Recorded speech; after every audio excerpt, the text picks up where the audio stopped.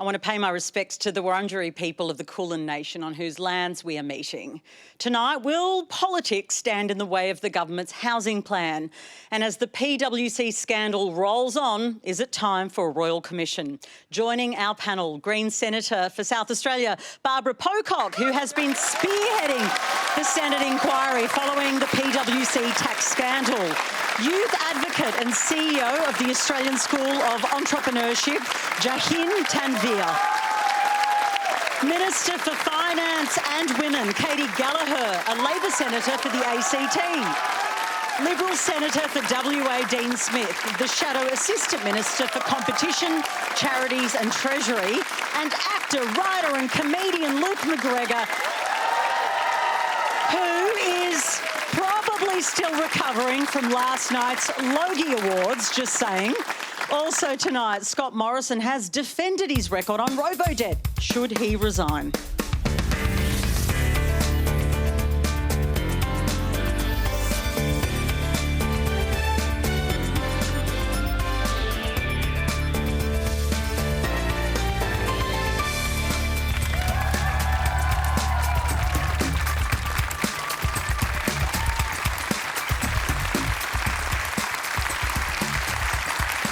I'm Patricia Carvelis. Remember, you can live stream us around the country on iView and all the socials. Quandra is the hashtag. Please get involved.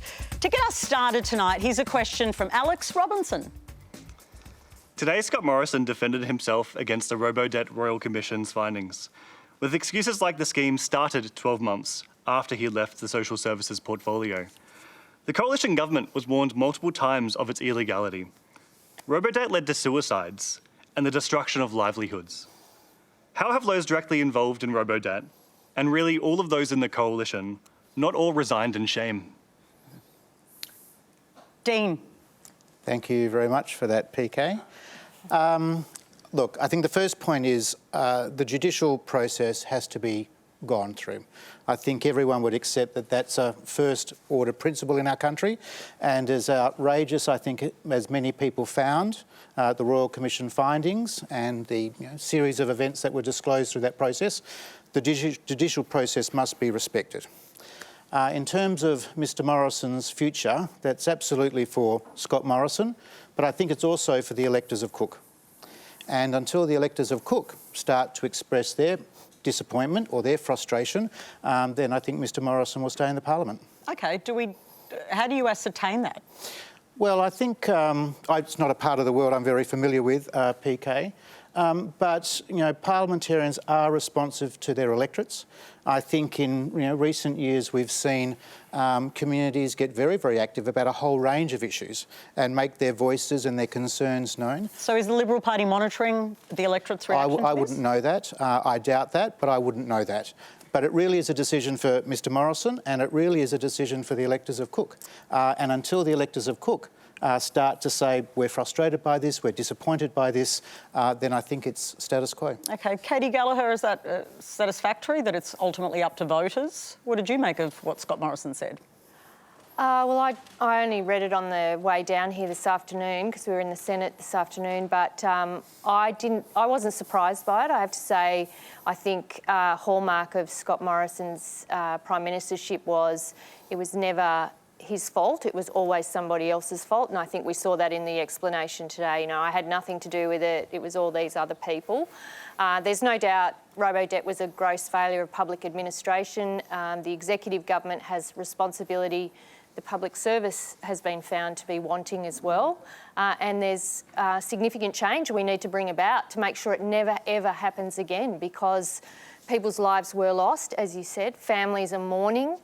And it was this, Robodebt in a way doesn't give you the magnitude of what was happening. The government was trying to take money from people, our community, who didn't owe them money. And, I think, the fact that that was able to happen and to happen for so long is devastating. So there's a lot to learn. We're formulating a response to the Royal Commission, taking it really seriously. It's one of my jobs as Public Service Minister to put a lot of those recommendations, or to look at a lot of those recommendations, but we can never allow it to happen again, ever. Senator Barbara Pocock, I want to bring you in.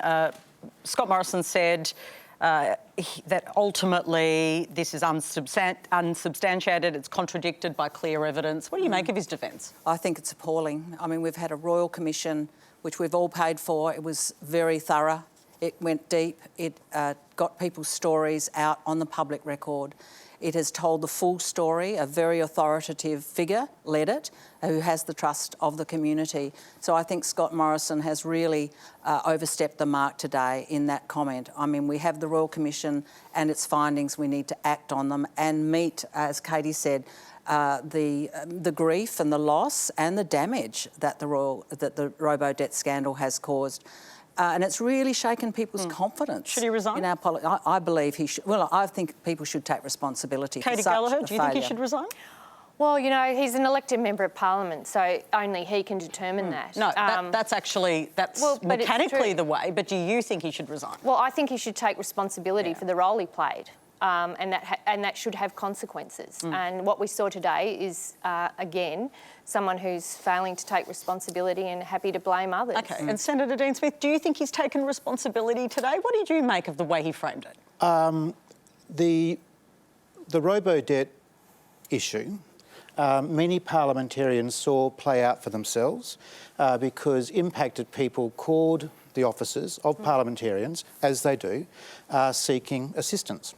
So I'm someone who, you know, in a very different way, lived through the Robodebt issues because constituents were coming to my office. And so would you like Scott Morrison to be held to account? I think the Australian community is looking for parliamentarians to stand up, to accept responsibility, to take personal responsibility. I absolutely agree with Barbara says the Royal Commission process was very transparent. That's why we have a Royal Commission process, and it just undermines public confidence in our parliamentary system if people keep avoiding taking personal responsibility. So would you have preferred your former leader to have taken personal responsibility today?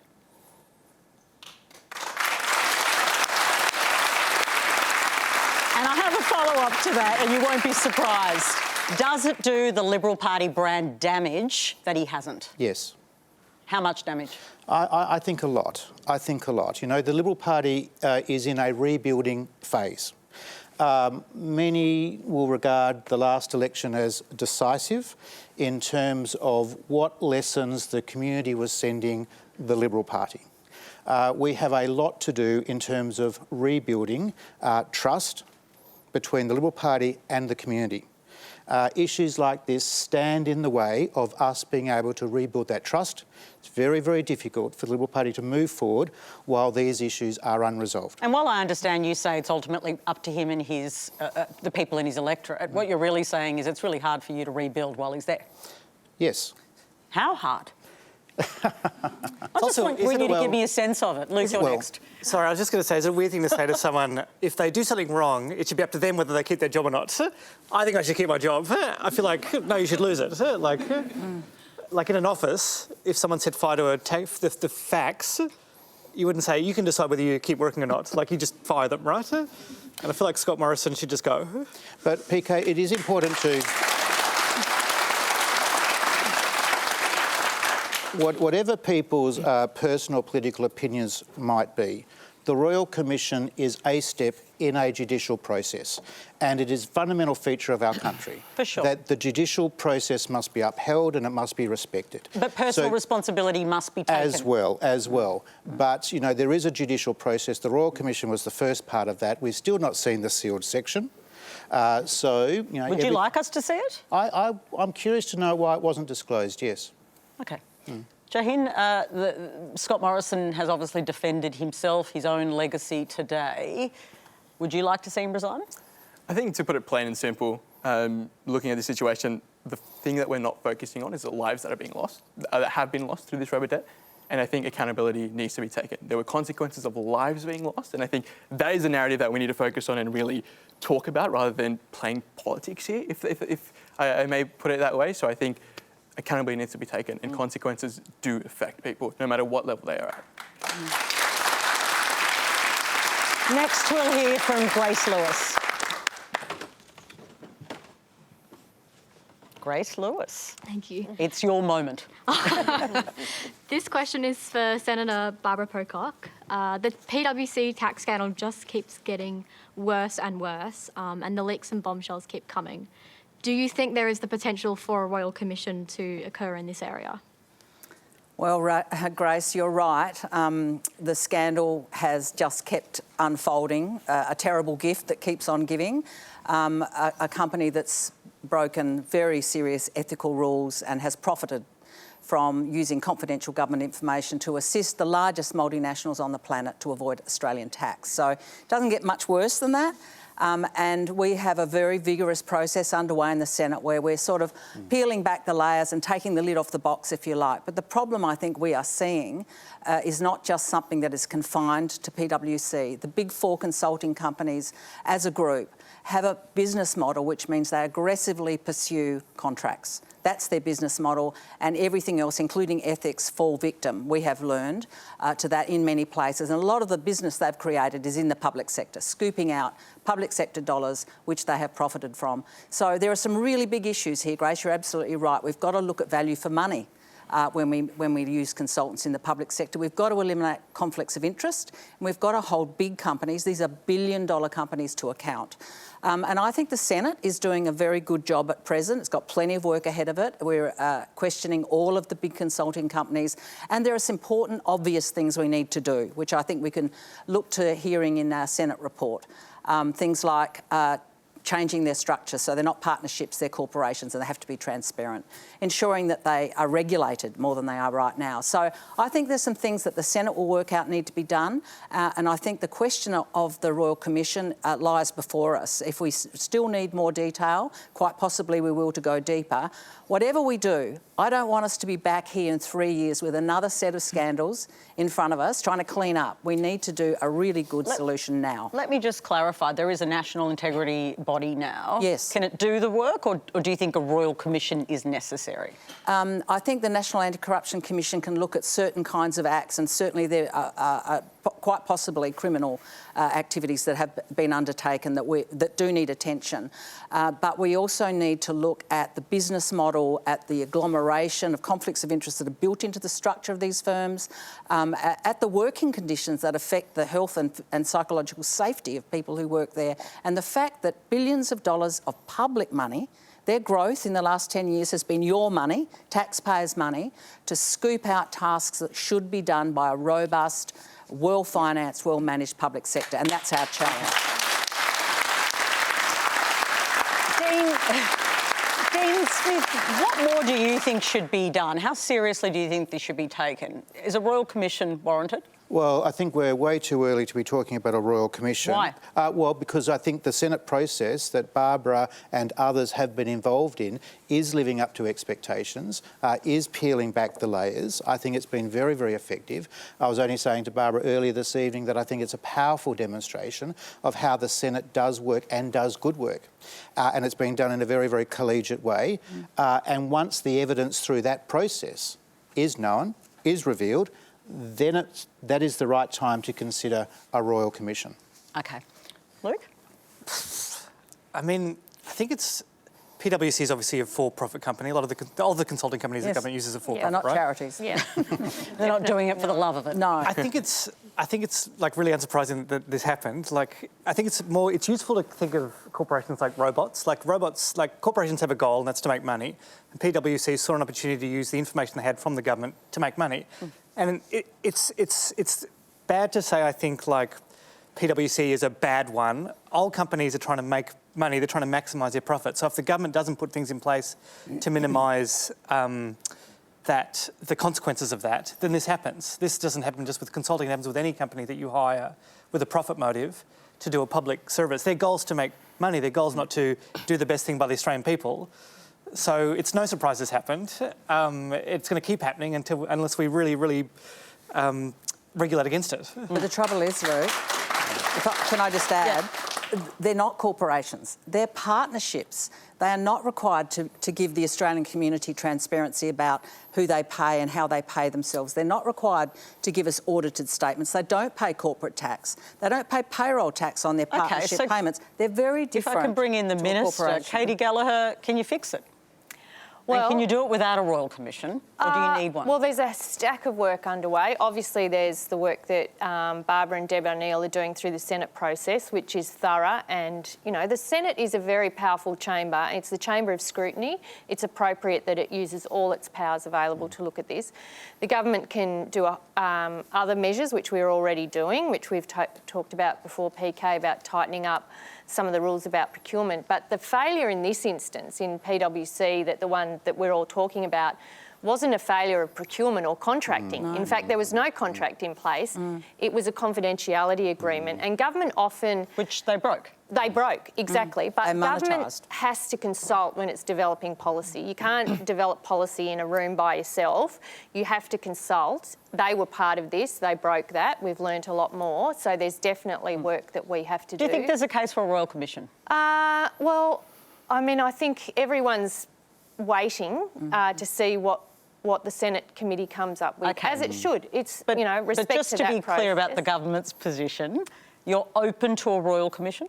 We're not. We certainly haven't supported a royal commission. We are waiting for the work that the Senate committee is doing, and we are doing the work we need to do now. We've done a stack of work around procurement, tightening it up, requiring PwC to give us a whole range of undertakings, and we're deadly serious about it. The other side of it, and I know I've got to give the call soon, so I'll be very quick, is the fact that the public service and the consultancy sector is completely out of balance. And that's the other big piece, that under the former government, not speaking about you directly, Dean, but the former government outsourced a whole range of functions, you know, eroded the public service.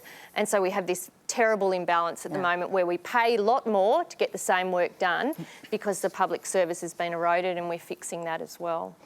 I want to move on to a question on housing now, and let's hear from James Ashley. G'day. To the Minister of Finance. I'm a young person who bought a house during the middle of COVID. Due to rising interest rates and cost of living, I actually had to sell my house. And I actually bought a house in rural Australia because it was a place that I could afford to buy in. It feels like legitimate home ownership here is falling further behind for people like me. What tangible things is the government actually going to do so young people like myself can buy a house and keep it? Yeah, okay. Well, I'm sorry to hear about your circumstance through COVID and having to sell your house. The single biggest thing the Commonwealth Government can do is increase supply. We have a supply shortage of housing in this country, and we're seeing that with increasing rents and with housing affordability more generally.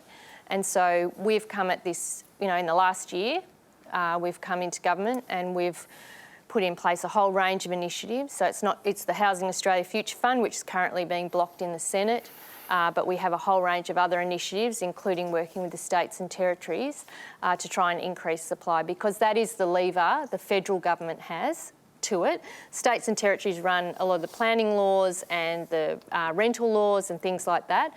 But when I look at what the federal government can do, it's around incentivising supply, without a doubt. That's the single biggest thing we can do. But you can force the state's hand, can't you?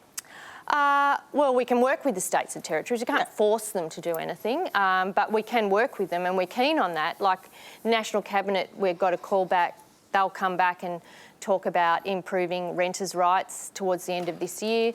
Obviously, all of the money we're trying to push through on housing flows through to the states and territories because they deliver a lot of it and they manage a lot of the affordable and public housing supply. So we're doing all of that, but it is supply.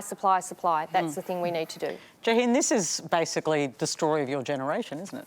Yeah, absolutely. I mean, I think it's a very frustrating sentiment, and I just want to take a moment to actually acknowledge and celebrate you for actually coming on national television and being so, you know, so passionate and advocating about something that so many young Australians are facing every single day. And, you know, in the rooms that I'm in, for example, from schools, universities to corporates, whenever there's young Australians, the idea of owning a house in many cases have just become a far-fetched dream. It's become an evaporated concept of stability that we should have once had traditionally, but now it's become this distant memory of something that we could have done. And so, you know, long-term, obviously, I think there needs to be more systematic changes in the sense of government support, in the sense of how, you know, we can address this from a systematic level. But I think short-term, to answer your question directly in the sense of what you mentioned about actions being taken, one thing that I've noticed very, very heavily is when it comes to housing, when it comes to the rental crisis, financial literacy, especially for young people, especially for young Australians, has been lacking quite a lot. You go to schools, you go to universities, you go to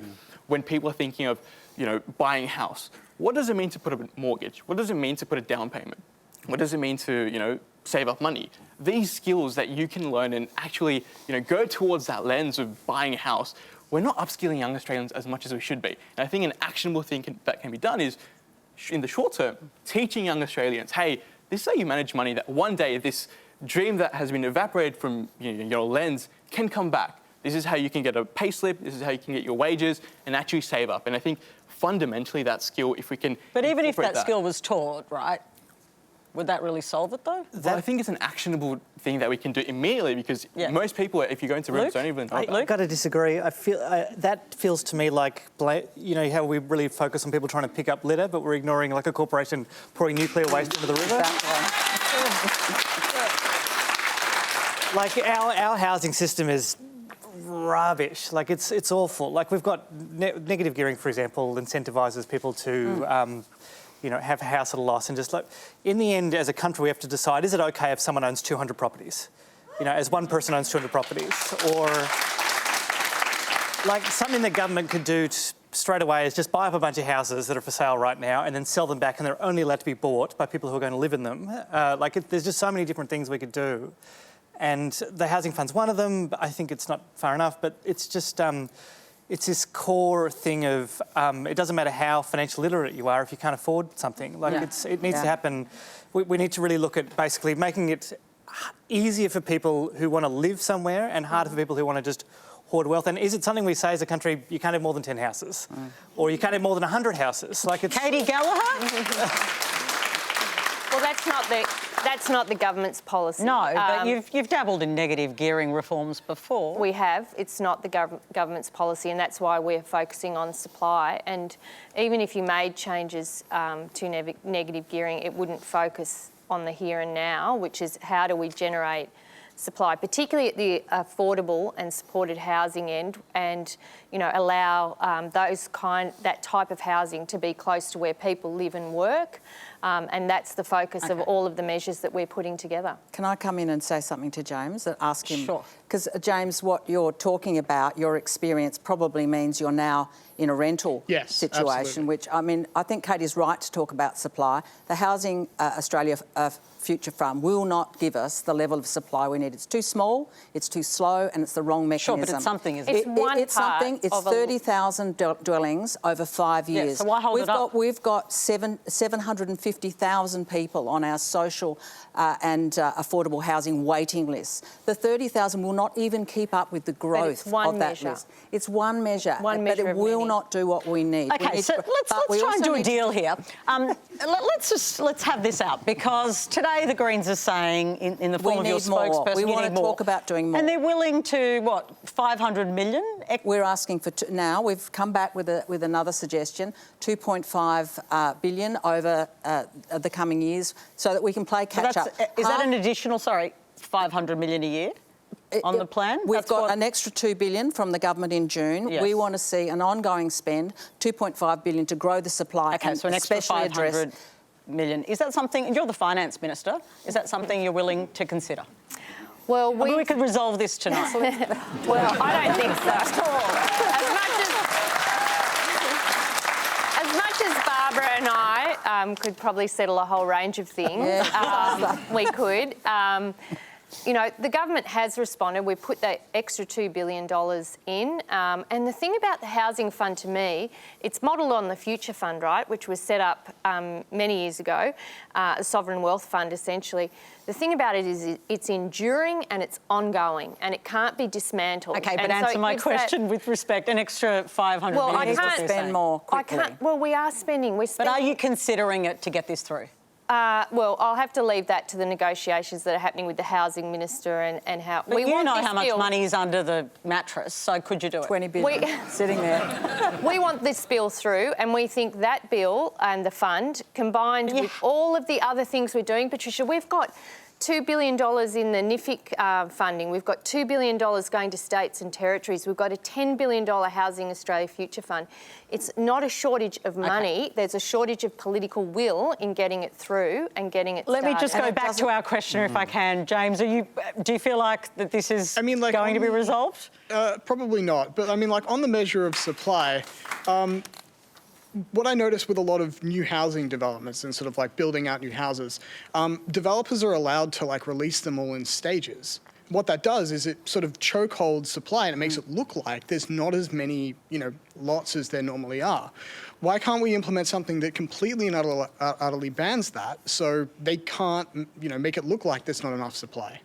So one of the pieces of work that the states and territories are doing and reporting back to National Cabinet is around essentially planning requirements, which covers developers and how they use land and all of the issues essentially that states and territories have the levers on, because it's not a matter of one government being able to solve what is a wicked problem that we have at the moment. It's about it's about councils who have planning responsibilities, it's about states and territories, and it's about the federal government moving in the same direction. And we haven't had that for a decade.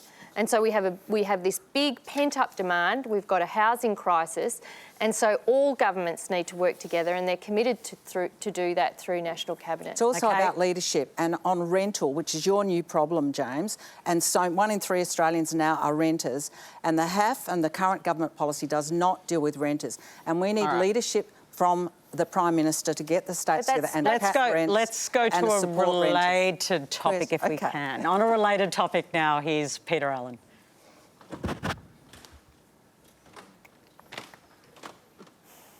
Peter? Oh, I beg your pardon, sorry. Your time has come, Peter. Yeah, sorry, PK. Thank you very much. You should run for Parliament and sort it all out. You're going I shouldn't. Better job than I'll ever do, obviously. There are polls that state that the majority of Australians want immigration to be at a much lower increase than the 700,000 over the next 2 years. In light of that, why should the government proceed down that path? Well, I'm going to start with you, Dean, because you've been quite active in calling for cuts to immigration. For a number of years, if we take a step back, I think it's fair to say that Australians have a high level of confidence in the immigration program that has made the modern Australia. I think we would all agree that that has been a very, very strong and successful program, and it's one of the standout virtues of our country. But that consensus, I believe, is fragile. And what I mean by fragility is that people are looking for answers, explanations. Why is it that for the next 2 years there'll be 715,000 migrants coming to our country when people like James are experiencing rental stress and issues?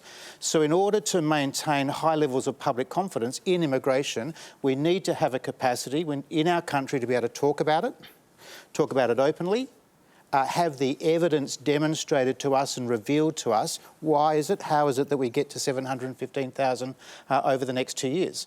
In the Howard era, the average was about 110,000 people coming to our country. In the years preceding the pandemic, that was about 240,000. So when we're asked to... This is a post-COVID catch-up, and clearly businesses are desperate for workers, right? And so there's a couple of points I'd make in regards to that, PK. What is the excess capacity in the Australian economy already to be able to be fulfilling some of those jobs? That's the first thing.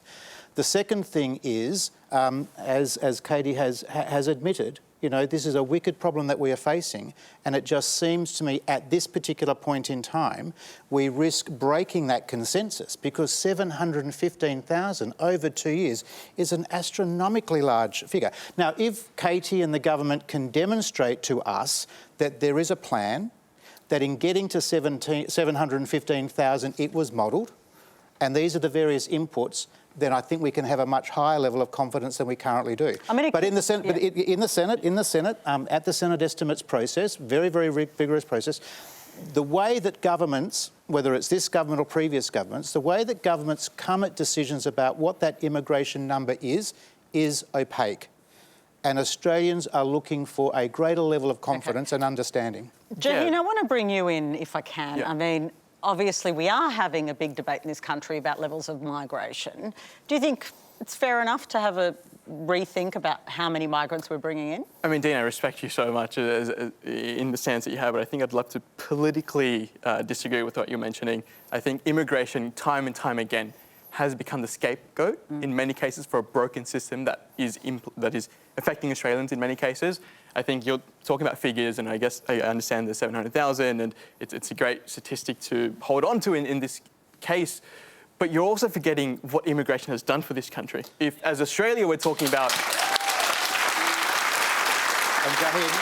No, I completely understand. But no, just let him finish and I understand. In Australia, if we're talking about being a valued, multicultural society, and we're talking about 700,000 immigrants, you have to understand how immigrants, international students, families, first-generation migrants, second-generation migrants, how they've boosted the economy, how a lot of the businesses that are doing really well started from immigrants coming to this country. I'm a first-gen migrant. I wasn't even born in this country, and I get to be, as a 22-year-old, on stage at Q&A. And I think things like this, you're missing out if you're just looking at blatant, blanketed numbers without really looking at the results that has impacted economies, local councils, states, that whole broader picture. OK, I want to bring in Luke, because, Luke, I can feel like you've got strong feelings here. Have I got strong feelings? Am I feeling big feelings? Just every time immigration gets mentioned as an issue, it really feels like we're ignoring... like you were saying, they're blaming the other for issues that are... Like, Australia has a certain amount of land mass, so if you have enough people standing shoulder to shoulder in Australia, people will start falling into the ocean. We're nowhere near that. There is a mathematical equation that is people... We've got to house people, right? Yeah, but there's a point where obviously there's people getting old and leaving the workforce and people dying, and then there's a certain amount of immigration. Australia can take as many people as it wants. We're a very lucky country. I think it's really important to put laws in place to make sure that that's not getting abused by... Like, the reason the businesses want to bring more labour in is because they want to be able to have leverage on them, and so they can underpay them. So we need to fix that. But migration's not the problem. It's the our infrastructure, our the housing crisis. These are not migrants' fault. This is like, if you bring in a bunch of builders, then they can build my house. Like, I don't like immigration being blamed. Bring in the builders. Well, and if they're not builders, well, then we've got an education system, or you can have financial incentives to get people who live here and who are coming in. Sure, but this question about how quickly, I mean, Katie Gallagher, it is a real question. Every day I host Radio National Breakfast, and every day I'm inundated from the left and the right with text messages concerned about us keeping up with the supply side for the level of migration. Do you think that's fair, and should it be more transparent, as Dean's called for? Well, I think it's pretty transparent. I mean, it's published in the budget papers. We're having a big discussion. The number is published. We're having a big the explanation is discussion not published here about it. We have Senate estimates where we go through it in pretty fine detail, and it's built upon a history, obviously, of immigration numbers agreed to by previous governments. I think what we're going through at the moment, and there is a catch-up, even after these 2 years where we do see an uptick in the number of people coming through on our migration numbers, we're still below where we would have been had COVID not closed our borders. So we had negative migration for a couple of years, but had COVID not happened, we would still be behind where we are at the end of these 2 years. And we do have to balance that up with, skilled migration. The country has been built on a proud history of immigration and skilled migrants coming here, settling, raising families, contributing to our community. So I feel like this debate, and whilst acknowledging we've got issues around housing and all the rest of it, I do feel like this debate is something people go to as a way of not taking responsibility for other challenges in the economy. Is that right, Dean Smith? And it's an easy way to do it, frankly. No. So I'd approach it, in the reverse.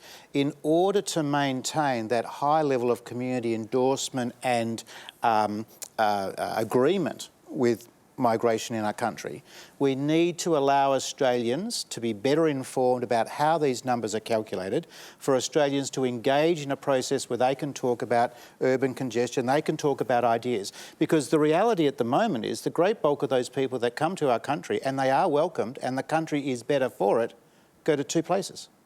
They go to Greater Sydney or Greater Melbourne. But that's where they think the jobs are. Agreed. But if migration or immigration is going to be such a strong and positive driver of a future Australia, then they need to be encouraged to go to other places as well. And this gets us to the topic of our online poll. We're asking you, should the government reduce the immigration intake to cope with pressure on housing? You can cast your votes anonymously on the Q&A Facebook, Twitter and YouTube accounts, or the ABC News Instagram account. Will bring you the results later in the show. If you're just joining us, you're watching Q&A Live with Barbara Pocock, Jahin Tanvir, Katie Gallagher, Dean Smith and Luke McGregor.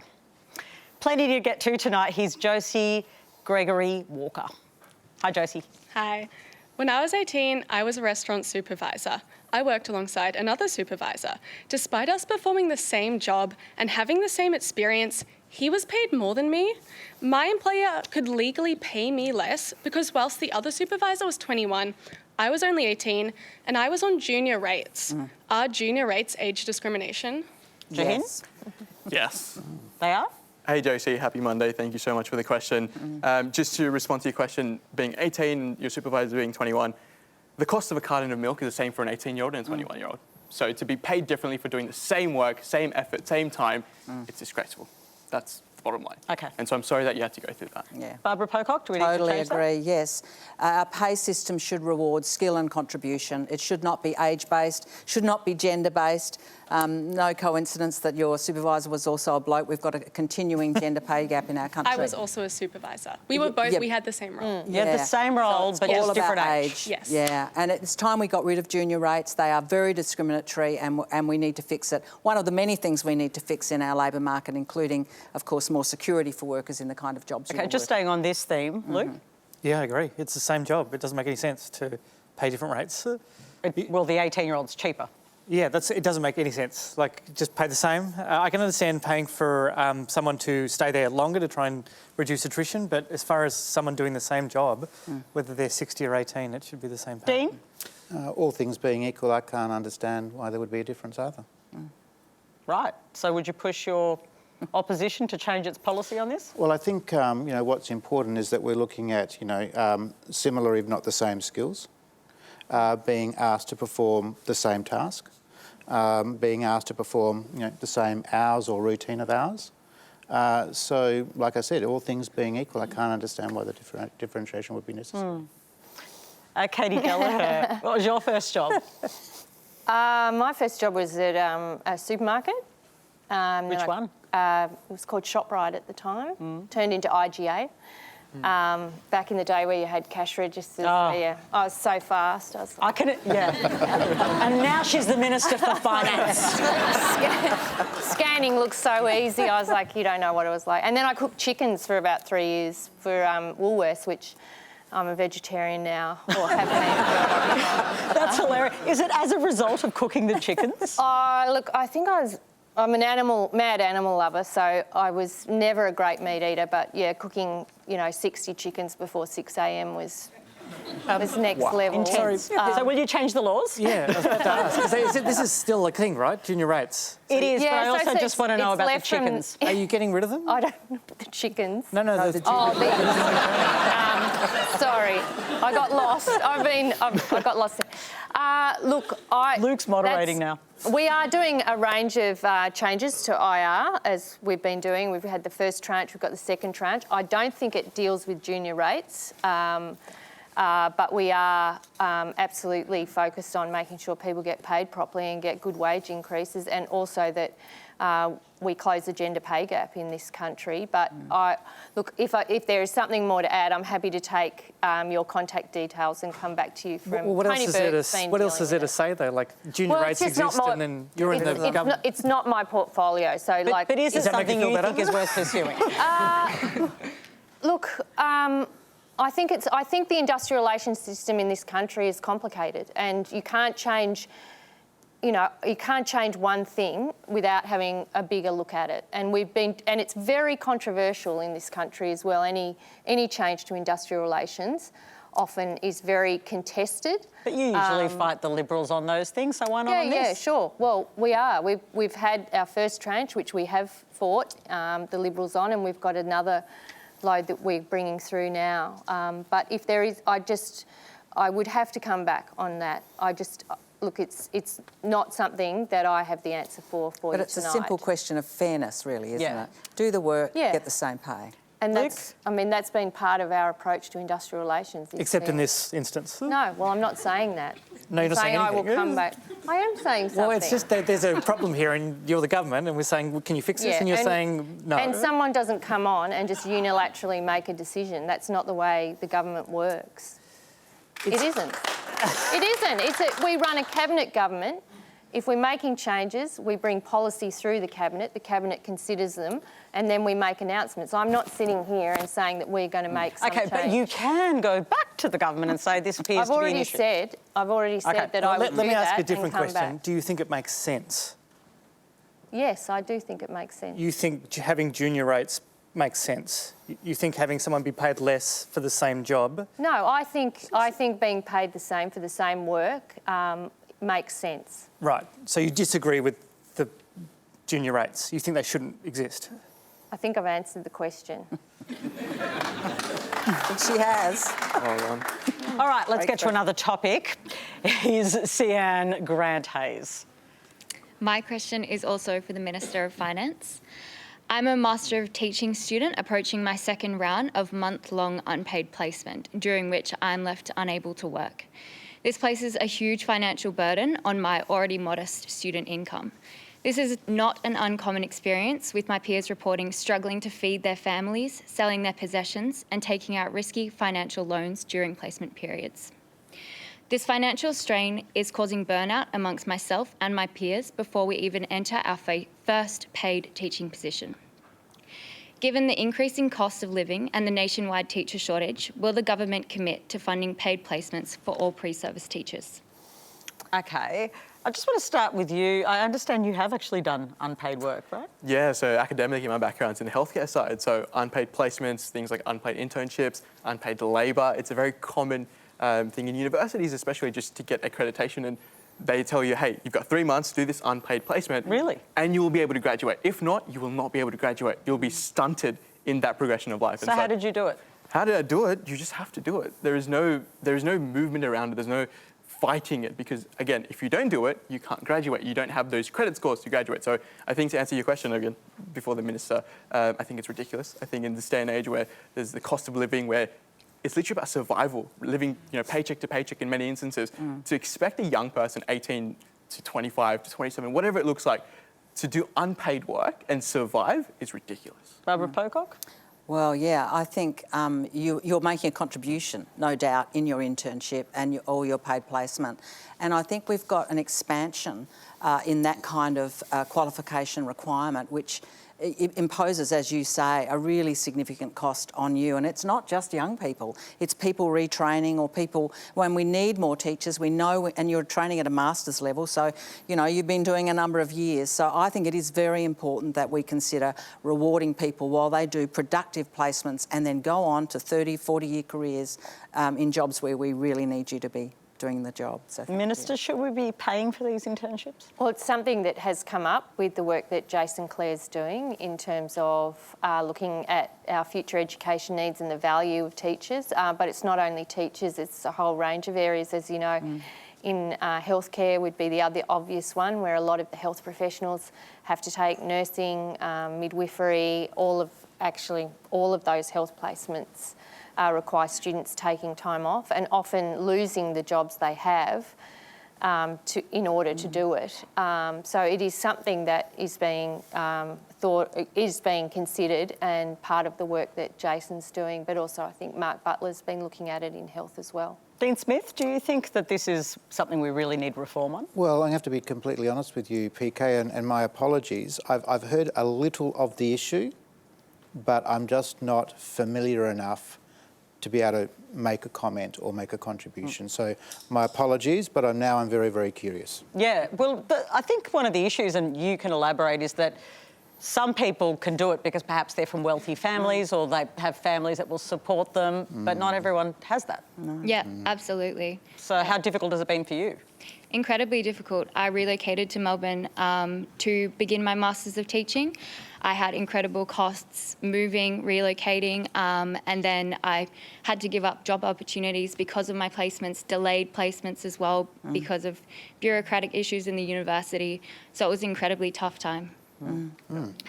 Luke? Yeah, it's putting a paywall in front of certain qualifications. It's just, it's really similar to saying, great, now you can be a blah, blah, blah, just give us $10,000. Like, it's just prohibiting certain people in the community from doing that unless you've got a certain amount of privilege, and it's... And what are the consequences? Well... Who gets the jobs then? Yeah, it just leads to more and more inequality. It's horrible. And just to add to that as well, some of the unpaid placements, as you mentioned, are teaching very strenuous jobs such as healthcare, being a nurse, in areas where you need to focus, you need to be, very competent in your role. And we need these workers. We need these workers, and we've seen with the last 2 years in hospitals, these are the people that we need to survive. And if we're giving them this much treatment, I'd go beyond that and say, you should be paid, but also you should be given extra mental health and well-being support as well, because these are some of the most foundational economic roles in society. And so I think it's a very valid point, and I'm sorry, Dean, you haven't heard that before, but I'd love to have that I'd heard a conversation little further. of it, but not enough to be able to make an informed comment, yeah. But you're going to go find out more, aren't you? I'm curious, yeah, absolutely, yeah. Because it is a huge issue. I hear it a lot. All right, next question. We're going to hear from Jasmine Ewan. My question is for Senator Gallagher. In July this year, the ACT government forcefully acquired the Canberra's Calvary Catholic Hospital. The takeover appears to be motivated by the hospital's refusal to perform elective abortions and to participate in the ACT's proposed euthanasia scheme. As a senator for the ACT, do you agree with the takeover, and will the government's religious discrimination bill protect other faith-based institutions from such a takeover? Okay, so the arrangements in Canberra is it has two hospitals. One was in 1970 was given to Calvary Healthcare to run. So about 30% of the public hospital system in the ACT was run by a private sector organisation. And the ACT government, through negotiations or failure of negotiations, determined that they wanted to run 100% of the public hospital system in the territory, and so that was their decision. They introduced compulsory acquisition laws and took over the hospital. I was a former health minister in the ACT a number of years ago, and I can certainly see merit in having one operator of a two-hospital town. To be honest, I don't think it had anything to do with, my understanding is, it didn't have anything to do with concerns around termination of pregnancy or euthanasia. I mean, that may have been issues for Calvary itself as a Catholic operator, but those services were provided in the ACT through other means anyway.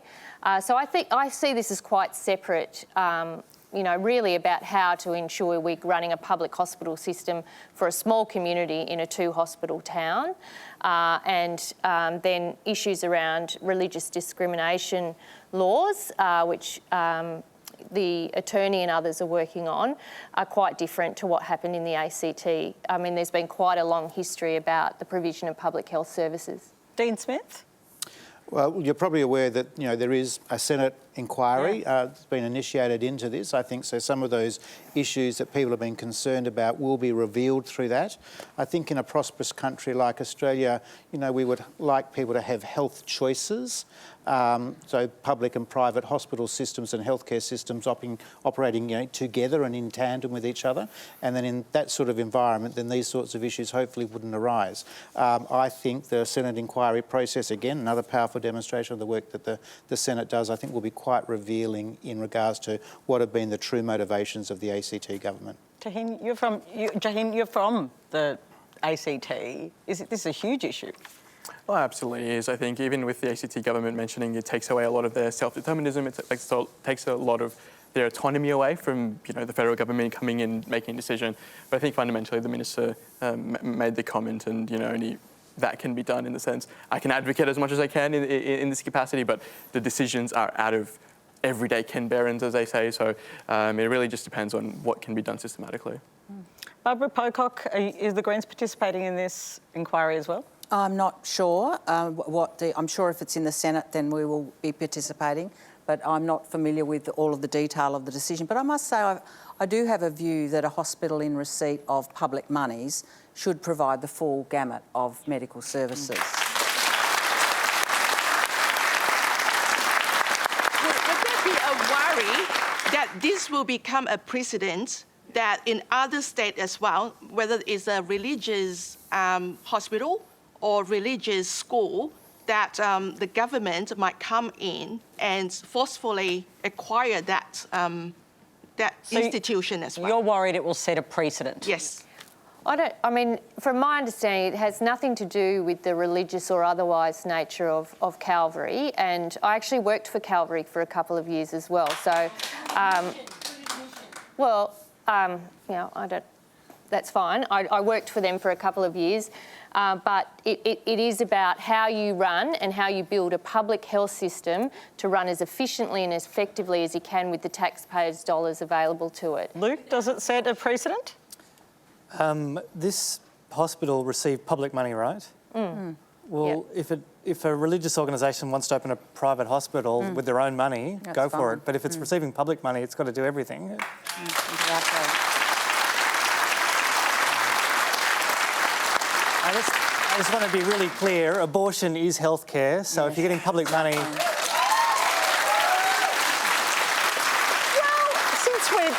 Since we've gone to this topic, Katie Gallagher, you are the Minister for Women, and Labor has previously had a policy about publicly funded abortions, and yet you've dropped that now. Is that something you're still committed to? Well, we've just had a Senate report into access to reproductive health care, and so the government's working through the recommendations that had recommendations around that. And just to be clear, I have been a big supporter of public access to abortion. I don't want anyone to think otherwise. And in fact, the first legislation I moved was to decriminalise abortion in the ACT, which was done back in 2002. So I'm a big supporter. So you would like to see our public hospitals provide publicly funded abortions? Because the cost is prohibitive. I would like for many. women to have access to reproductive health care in whatever form it needs to be provided, and that's not just through hospitals. I mean, in the ACT, most terminations of pregnancies don't happen in hospitals. Terminations of pregnancies tend to happen in clinics, and it's only later term terminations that would happen in hospital settings. So I think rural and remote women face different issues to women in metro areas. People who have money and those that don't face different issues. So from my point of view, I want to make sure that the services that we offer across the country, whether from the Commonwealth, state and territory, actually meet the needs of all women and their reproductive health care needs. Well said. Now, we've spoken a lot about housing tonight, and that's where we're going to finish tonight's discussion. Here's Peter Pepin.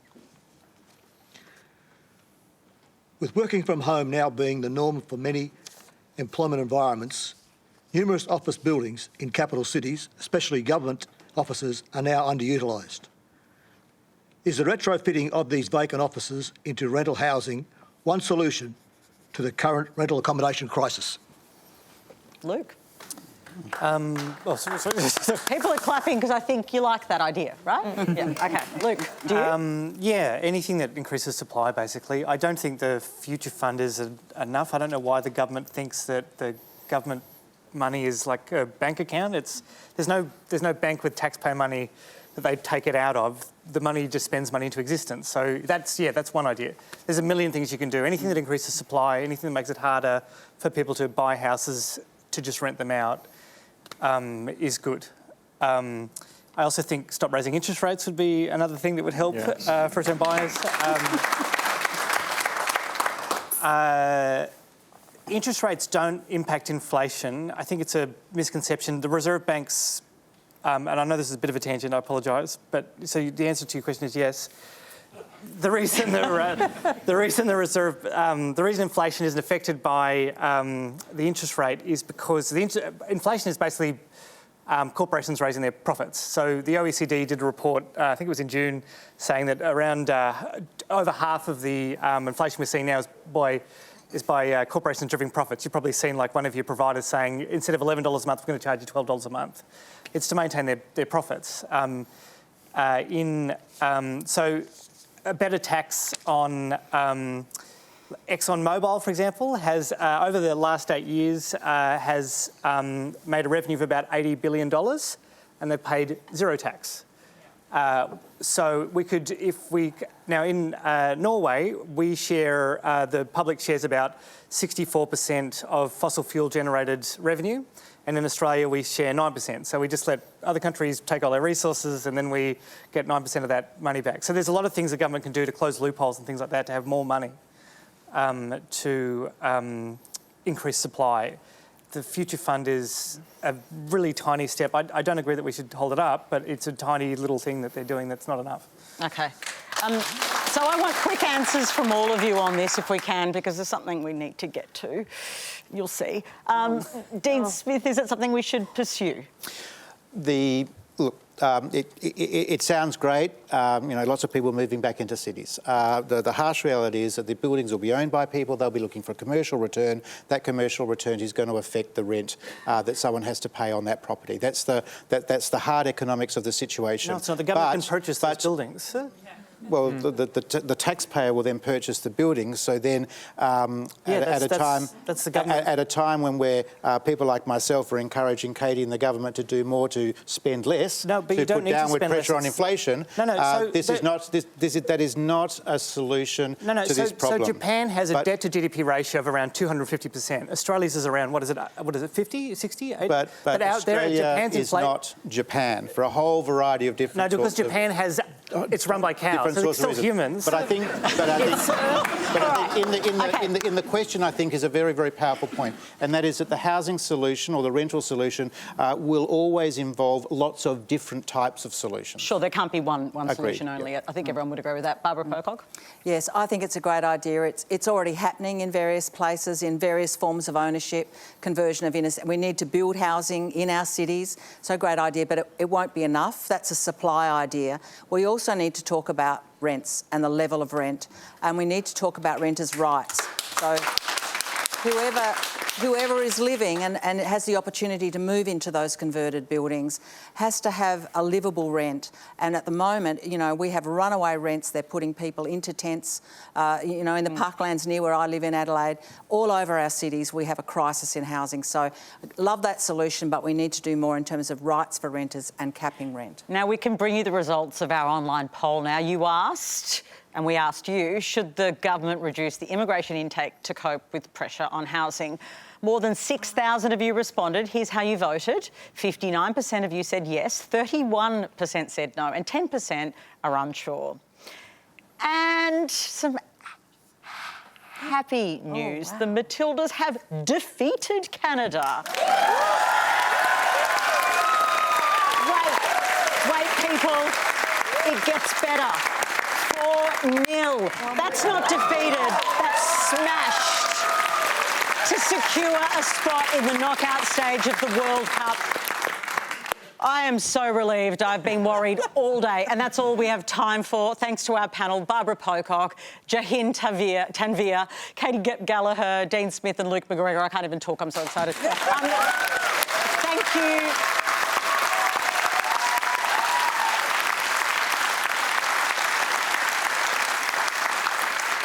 Thank you for sharing your stories and questions. Next week, guest host Dan Borscher will be with you with a special broadcast from the Garma Festival in northeast Arnhem Land. Among those joining the panel, Assistant Minister for Indigenous Australians and Indigenous Health, Melandiri McCarthy, founder of the Cape York Partnership, Noel Pearson, chair of the Australian Indigenous Education Foundation, Warren Mundine, and journalist and writer Ben Abatan Jello. Good night, and I hope you have a terrific night. Go Matildas.